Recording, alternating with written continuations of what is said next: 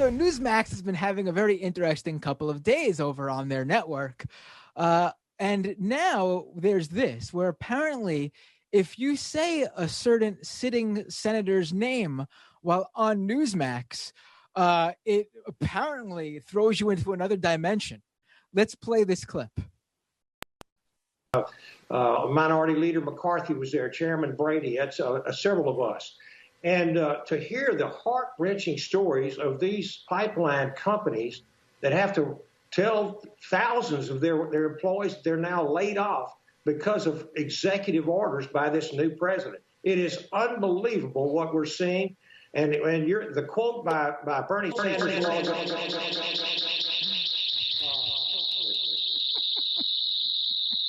Oh, God. Okay, enough. I do. He sent Stinchfield into space. Right, yeah. I mean, you say Bernie Sanders on Newsmax, and apparently the systems just break down. Yeah. They can't handle the burn. A specter is haunting Newsmax. Right. A specter of socialism. I think that's probably just like their password to all of their systems. So as soon as it's said, everything just collapses. Now we know how to hack into Newsmax. Right. Hell yeah. And speaking of Newsmax, let's get to this too, because there was did you guys talk about the Oh, you don't have more to say about that clip, Matt? I mean, There's not more substance. It's just a fun clip I thought everyone should see, you know? Yeah. I'm just glad that Bernie lives on to terrorize and haunt the people of Newsmax, you know? It's like that Right. GIF of him going like boo, right? So there you go. Socialism. Yeah. Right. The only thing that missing from that clip, honestly, is if that happened when they said Bernie Sanders, and that dude, Song of the Day man, came up and started singing the Chairman Sanders song right on Newsmax. You guys know what I'm talking about? No, don't know. You haven't heard the Chairman Bernie Sanders song?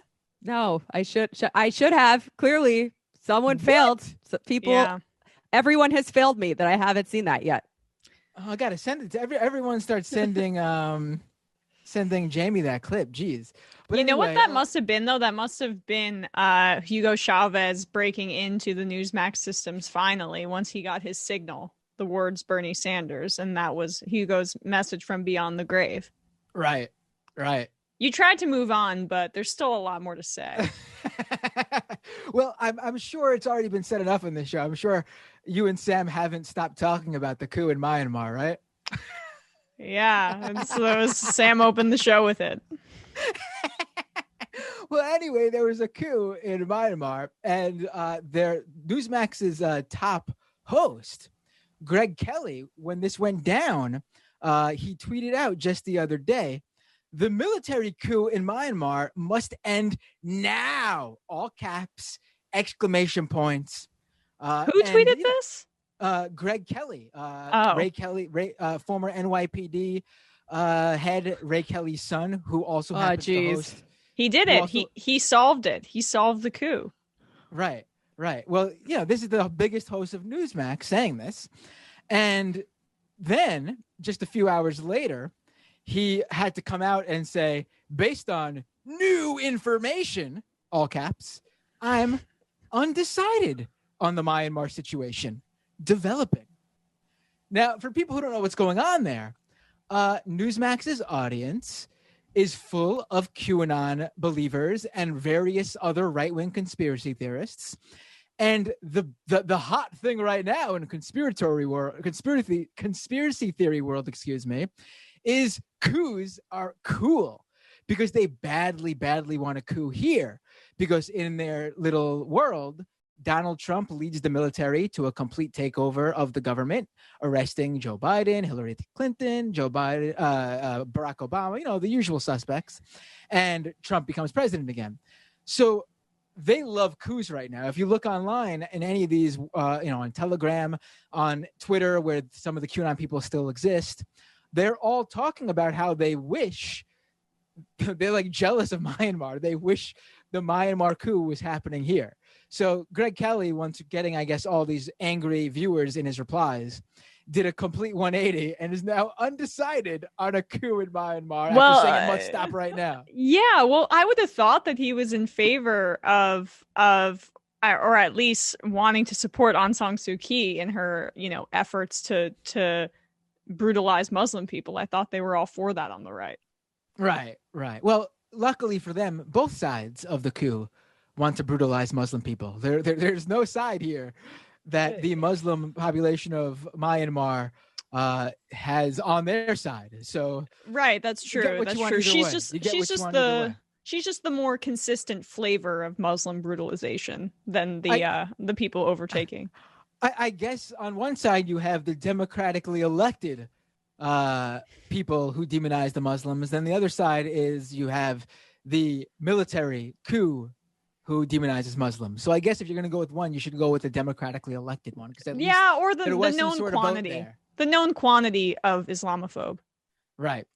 It should be noted, by the way, that it's the Myanmar situation in terms of the people on the coup side.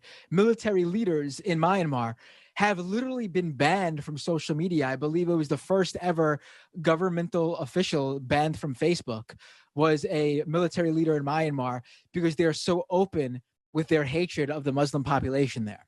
So yeah, things not good in Myanmar either way. It's like what's happening obviously in Israel, where no matter who leads the country, they're going to be brutal and crack down on the Palestinians. You don't have any other option. It's just flavor A or flavor B, and they're basically the same variant. Right. A lot of stuff going on around the world. I feel like I need to read Al Jazeera more. There's a general strike in Haiti. There's God damn it. There's this coup in Myanmar that I need to learn more about. There's what the hell is going on in India? They turned off the internet amid these farmers' protests. Right. And the big thing I saw there was that Greta Thunberg had tweeted out some activism, Google document, that anyone who's part of any organizational movement knows that, behind protests, there is organizing, and you usually put together little packets online to send out to people who support your movement already, so you can all get on the same page and work together to push what the commonality in the protest movement is. And Greta Thunberg apparently tweeted out this Google Doc, and the Modi lovers over there, the people on Modi's side over there, started attacking her, saying how, she accidentally tweeted this out, and it's proof that there's some great scheme against Modi from the West, and from because Rihanna apparently tweeted out something about it. I mean, just hell ridiculous. Love her.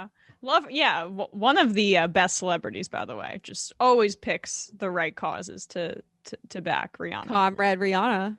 Although, I am partial to my Nordic sister, Greta Thunberg.